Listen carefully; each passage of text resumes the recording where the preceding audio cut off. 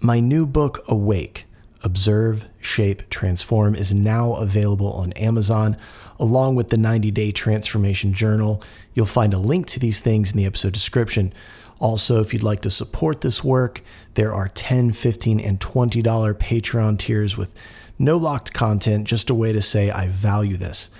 You can also visit the site and check out the growing merch store, shirts, tanks, hats, and learn about one-on-one sessions with me by clicking the About button. And don't forget, the YouTube page has the podcast and binaural beats for meditation, rest, and sleep. Thank you for being here. Let's get started.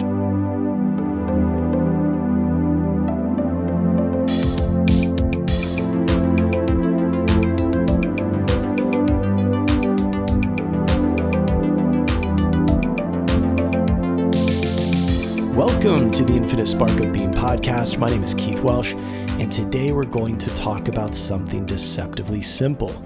So simple, in fact, that people tend to overlook it entirely. Or worse, they tend to treat it like some bullshit art therapy exercise that's reserved for the spiritually bored. But what if I told you that this one daily practice has the power to literally rewire your mind? That it's ancient, powerful, and backed by science? What if I told you that it could help you heal emotionally, spiritually, and even physically just by showing up to it consistently? Today, we are talking about journaling. Not just jotting down your grocery list or venting about the day. No, this is about journaling for inner healing. It's about using this practice to reshape those neural grooves in your mind. Untangle buried emotional knots, reconnect with the real you beneath the noise. This episode is especially close to my heart because it ties directly into the journal that I created. Yes, the 90-day guided journal that I put together to support your practice, and also to support my new book, Awake, which is now available on Amazon. There will be links in the description. These two tools are meant to work together. They form kind of an inner spiritual gym for the soul. They're meant to wake you up, not out of sleep, but out of unconscious conditioning. And look, you don't have to be a writer. You don't need to be poetic or even insightful or even consistent at first. You just need to show up. And if you do, I can promise you this, something in your life will change. You will change. And that's the whole point. So let's get into it. Rewiring the mind, journaling as a practice for inner healing.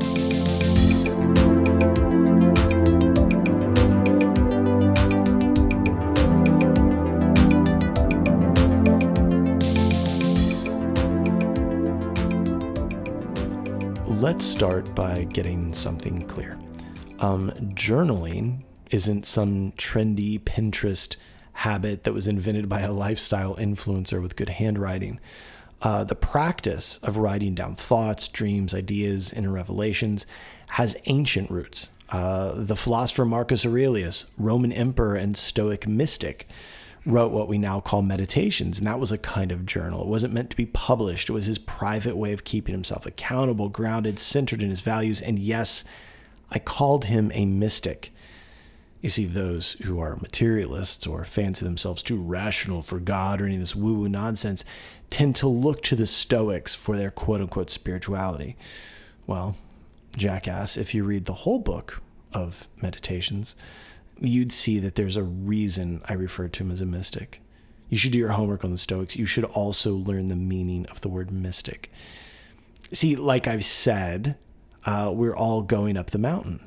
And even those of us that are averse to the heights, averse to the struggle, are going to have to make the climb eventually. You can't stay at the base camp forever. So like Marcus Aurelius, spiritual teachers and mystics throughout history, monks, yogis, saints, they all kept some kind of written dialogue with the self, even if it wasn't called a journal. In Buddhist monasteries, students are often asked to write about their insights and their meditative realizations. And it's not meant for others, but to help them clarify the mind. And in the Hindu yogic tradition, there's a concept called Swadhyaya, which I'm pretty sure I just screwed up the pronunciation of, but it means self-study. It's one of the limbs of yoga. Yeah. Anyway, writing has always been a part of that. Even shamans, medicine people have historically recorded their visions and healing techniques in sacred books, scrolls. This practice isn't new, is what I'm saying. What's new, actually, is now we understand what's happening in the brain when we do it. And we'll obviously touch on that as well today. So, how does this differ from something like the occult practice of automatic writing? Well, it doesn't completely, and that's a good thing. Automatic writing is when you allow the hand to write freely, without filtering or thinking, sometimes even without conscious intention. Some people believe that this allows them to channel higher intelligences, and maybe it does.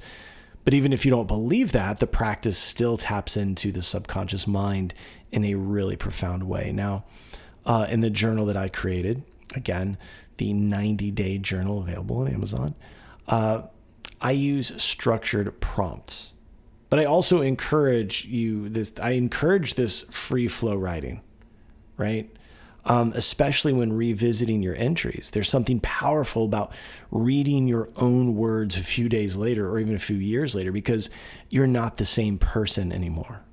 You're seeing the thoughts of a past version of yourself. It is time traveling. It's a past incarnation, right? That space between you and the thought, that's where healing lives. That's where transformation becomes possible. So journaling, when it's done intentionally, becomes this hybrid of conscious reflection and subconscious release. It's where neuroscience and mysticism start to touch tips.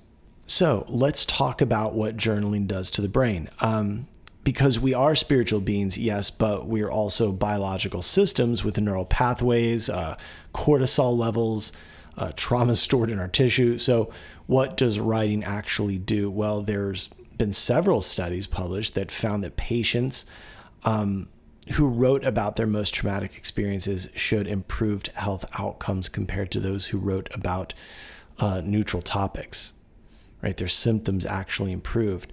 There was a book given to me the first time I injured my spine by a guy named Dr. John Sarno called Back Pain is in the Mind. And he talks a lot about this. And that book, though, when it was first given to me, I very much poo-pooed it because I was in so much pain. But the third time I did the same injury, I definitely read it, and it's worth checking out. Again, that's Dr. John Sarno, and the book is called Back Pain is in the Mind. Another study by the psychologist James Pennybacker found that expressive writing for just 15 to 20 minutes a day over the course of 4 days significantly improved both physical and mental health. Participants went to their doctor less, their immune system function actually improved. Some even showed less cortisol levels, which means less chronic stress in the body. If you've done any work around your own anxiety and depression, you can see where this would work, right? And why? Because journaling externalizes internal chaos, right? When you write about a stressful experience, you're not just recounting it, you're reprocessing it. You're reorganizing how your brain stores that memory. The prefrontal cortex, the part that's responsible for reasoning, reflection, that part starts to integrate emotional data from the limbic system, and that's where the brain holds trauma. And when those parts of the brain start working together, that's when we really start to heal. This is literally the biological foundation of what we call shadow work in spiritual circles. People love it. It actually gets used a lot for an excuse to be an asshole, but it's not really actually shadow work. Journaling is shadow work. It's therapy. It's spiritual practice. It's brain rewiring. Now, if you read my new book, Awake, you'll know I'm constantly pointing to the idea that the mind is programmable, reprogrammable, right? Not just in the matrixy conspiracy theory way, but in the basic way that repetition becomes identity, for instance.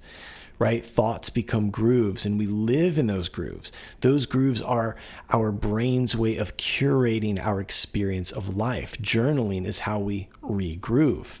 So if you wake up and write the affirmation, I am safe in the unknown, every day for 90 days, even if you don't believe it at first, your mind begins to accept it. And not just psychologically, but neurologically. Neurons that fire together, wire together. We've all heard it. The brain begins to recognize safety where it used to detect danger, right? And from there, your choices shift. Your behavior changes, your life changes, because over time, that repetition literally becomes a new neural pathway, a new pattern of the mind. Because ultimately, we're not here to argue with the mind. We're here to retrain it. That's what my book Awake is about, right? Observe the mind, shape the thoughts, transform your reality. It explains what the mind is, its relationship to the nervous system, the role of that whole thing in experience, and then how to change it. It's very clear, very concise, and I wrote it for everyone because this shit doesn't have to be complex and it doesn't have to cost so much, right? Again, there's going to be a link in the description of this episode for the book, the journal, so go get them. Now, let's get into the how, right? I know some of you are like, Keith, I get it, but how do I start? What do I write? Here's the answer. Start with presence, right? Don't worry about being deep or smart or spiritual. Just start writing. You're the only one reading it, right? Ground yourself. 1 minute of stillness, maybe just a deep breath, right? Just breathe. Write down one thing you're grateful for. You could try that. Don't overthink it. Could be your pet, whatever. Again, no one's reading this. Try to name one limiting belief or thought pattern, right? Something that you're letting go of. A good example would be, I have to be productive to have worth, right? That's a motherfucker. And, that's a limiting belief, right? So start to write about that. Stream of consciousness writing, right? Do that for 5 or 10 minutes. No filter, just go. Again, no one's reading it, just write. And then close with one present tense affirmation, right? Something to kind of, maybe that's antithetical to the limiting belief, right? Like, I am loved, I am growing, I am free, whatever you desire to feel, write it down. And you can use this method with your own notebook, or like I said earlier, grab an official 90-day Infinite Spark of Being journal on Amazon. It's structured actually to walk you through this exact process. It's 90 days prompted, kind of guides you through the whole thing. And please, don't make it performative. You're not writing meditations. This is not for Instagram. It's not for your therapist. Fuck your therapist. This is your sanctuary. Treat it as sacred. Now, some of y'all have already got excuses as to why you can't. And I've heard them all. I don't have time. Yes, you do. 10 minutes, audit your day, wake up early, stay up later. This is your life we're talking about. I don't know what to write. Good. That's the point. Start there. I don't know what to write. Write that down and more will come. I promise you. Just try it. Or buy the damn 90-day journal. I don't know. It won't work for me. Then you probably need it more than anyone, right? That resistance is a fucking signal, man. Run towards that resistance, right? Journaling isn't about being perfect. It's about being honest, right? If you're honest on the page, you will heal, period. I don't care how you feel about it, what you have to say about it, just shut up. And do the damn work, for God's sake. Just sit down, write, just do it. So what we find is that when you journal long enough, the journal becomes like a mirror, right? It shows you what you believe about love, about God, about your body, about your worth. And once you see it clearly, you can choose to change it. The negative thoughts and these shitty little patterns, they can hide in your mind, right? Even if we are searching, right? And even if we do see them, they're like a vapor, right? They just dissipate and we move on, right? That shitty thought crosses by, you can put it out of your head, but it's still there. And we think we killed it, but more often than not, we didn't. It just sunk back into the dark hole in our mind where it always hides. That's again, write it down and look at it. I mean, when we do write it down and look at it, right, something changes. It's like we pulled it out of that hole and now we can kill it, right? When the left side of our brain can see it and see how illogical or ridiculous or hurtful that thought is, the mind will begin to release it, or just let it go altogether. Journaling makes the unconscious conscious, and once it's conscious, It's no longer running your life from the shadows. What we start to see is that journaling is not just a therapy tool, it's a spiritual tool, right? If our subconscious mind is what creates our karma, how we see the world, and thus how we respond to it, then it becomes a tool for clearing karma, for righting the ship, right? You don't need incense and you don't need crystals or a guru. You need a fucking pen and the willingness to listen to yourself and read the words. So I guess what I want to leave you with is try this practice for 90 days. Every morning, every night or both, doesn't matter. Just show up. And if you want support, grab the Awake book, read the teachings, use the 90-day journal, integrate them. That's what they're there for. Let them change you. The links will be in the description, because the truth is that you're not broken.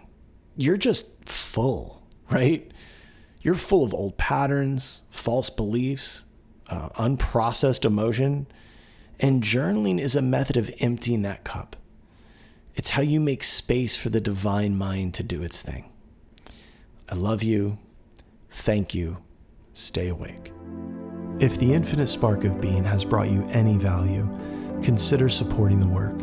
And you can do that by checking out Awake and the 90-day transformation journal, both now available on Amazon. The links are in the description. If you want to support this work on a monthly basis, there are $10, $15, and $20 Patreon tiers that have no locked content yet, just support. You can also swing by the website, check out the merch store, learn more about working with me one-on-one, and as always, the YouTube page has full episodes as well as binaural beats to help you with your practice. So I'll see you next week. Thank you, and I love you.